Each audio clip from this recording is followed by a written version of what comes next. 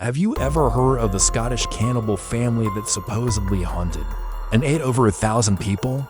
This is the chilling legend of Sawney Bean. Deep in the dark caves of Ayrshire, Scotland, sometime in the 15th or 16th century, a man named Alexander Sawney Bean decided to leave civilized society behind. With his partner, Black Agnes Douglas, he retreated to a damp, hidden sea cave near Burke Head. This wasn't just any cave. Its entrance was flooded at high tide, making it a perfect, macabre fortress concealed from the outside world. For the next 25 years, this isolated cave became the home of a rapidly growing inbred clan. The couple had 8 sons and 6 daughters, who in turn had children of their own, creating a twisted family tree of 18 grandsons and 14 granddaughters. Living in total seclusion, they developed their own brutal way of life, completely detached from the laws and morals of the world outside. How did this clan of nearly 50 people survive, hidden away from everyone? Their method was horrifying. Under the cover of darkness, they would ambush lone travelers or small groups on the quiet coastal roads. They worked as a pack, overwhelming their victims with sheer numbers and savagery. They didn't just rob them, they would drag their bodies back to the cave. There, in the ghoulish depths of their lair, the unthinkable happened. The bodies were dismembered and prepared for consumption. What they couldn't eat immediately, they would pickle in barrels, preserving the gruesome harvest for later. The cave's interior was said to be a nightmarish scene, with human remains hanging from the walls like meat in a butcher's shop. As the years went by, disappearances in the area became alarmingly frequent. Local innkeepers were often the first suspects, as their establishments were the last known places where many of the missing were seen. The disappearances were a complete mystery. There were no witnesses, no bodies, and no clues left behind. The local communities lived in a state of constant fear, with some innocent people even being wrongly accused and executed for the clan's horrific crimes. The true culprits remained shadows, their existence completely unknown. The reign of terror finally came to an end, but the story of their capture is as dramatic as their crimes. One evening, the clan ambushed a husband and wife returning from a local fair on horseback. The man, a skilled fighter, fought back fiercely with his sword and pistol. As he battled for his life, his wife was pulled from her horse and brutally murdered.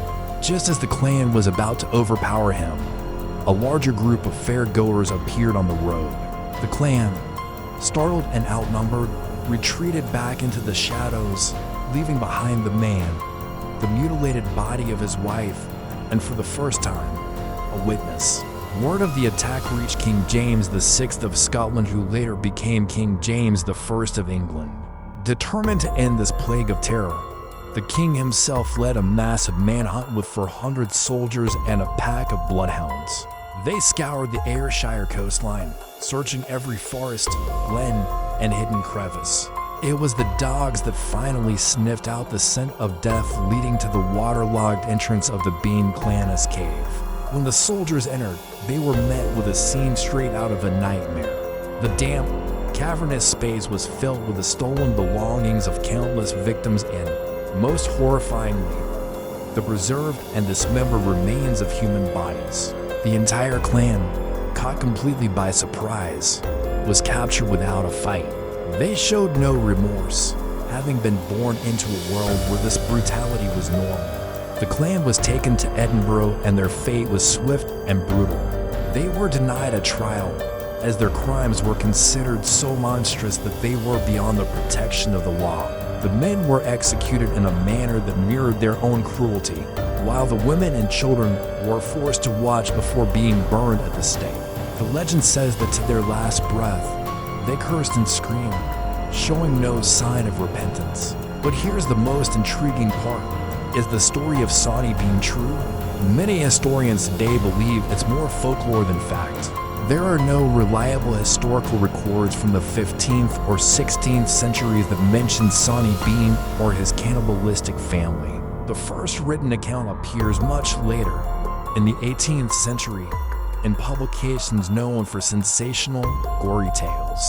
It's possible the story was created as a piece of anti-Scottish propaganda by the English, or perhaps it was just a terrifying campfire story that grew over time.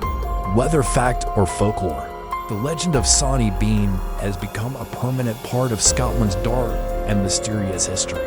A chilling reminder of the horrors that might lurk in the shadows. Another of Scotland's most enduring and eerie tales is that of the Grey Man of Ben Macdui. Ben Macdui is the second highest mountain in Britain, a vast and often desolate Arctic plateau in the Cairngorms. For over a century, climbers and hikers have reported unsettling encounters with a mysterious presence. On its misty slopes, this isn't just a ghost story. It's a phenomenon experienced by seasoned mountaineers, scientists, and ordinary walkers alike. The entity is often described as a very tall figure, covered in short, dark hair, sometimes appearing as a shadowy silhouette. But more often than not, the Grey Man, or Am Fear Lieth More in Gaelic, is not seen but felt. The experience usually begins with a sudden, overwhelming sense of irrational fear and panic. Climbers report feeling a presence behind them, as if they are being watched or followed. Then come the sounds, the crunch of heavy, unseen footsteps on the gravel, echoing their own but strangely out of sync. Some have even heard a strange, low humming or a mournful cry carried on the wind. One of the first and most famous accounts comes from a respected scientist and mountaineer, Professor Norman Colley. In 1925, he recounted an experience he had back in 1891 while alone on the summit of Ben Macdui. Enveloped in thick mist, he started hearing crunching sounds behind him. For every few steps he took, he heard a crunch, as if something huge was following him. Terrified, he began to run, stumbling blindly through the fog for miles until he reached the safety of the forest below. Professor Colley was a man of science, not one for flights of fancy, and he admitted he was absolutely terrified and would never go back to the summit alone. Many others have had similar experiences. One climber in the 1940s told of hearing strange, high-pitched music on the wind before a tall, shadowy figure appeared and rushed towards him, prompting him to flee in terror. Another account tells of a man who pitched his tent near the summit. During the night, he was woken by the sensation of a large presence circling his tent and the sound of heavy footsteps just outside. He was too scared to even look out. The next morning, he found large tracks around his tent that were bigger than any human footprint. So, what could the Grey Man be?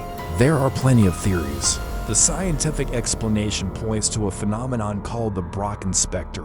This is an optical illusion that can occur in misty mountain conditions. When the sun is behind an observer, their shadow can be cast onto the mist in front of them, often appearing enormous and distorted, with a rainbow-like halo around the head.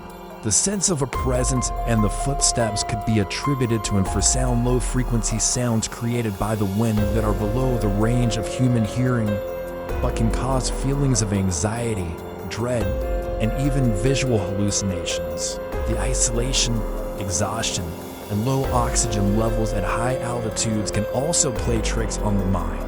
But for those who have experienced it, these rational explanations don't always capture the raw, primal fear they felt. They insist it was something more, something sentient.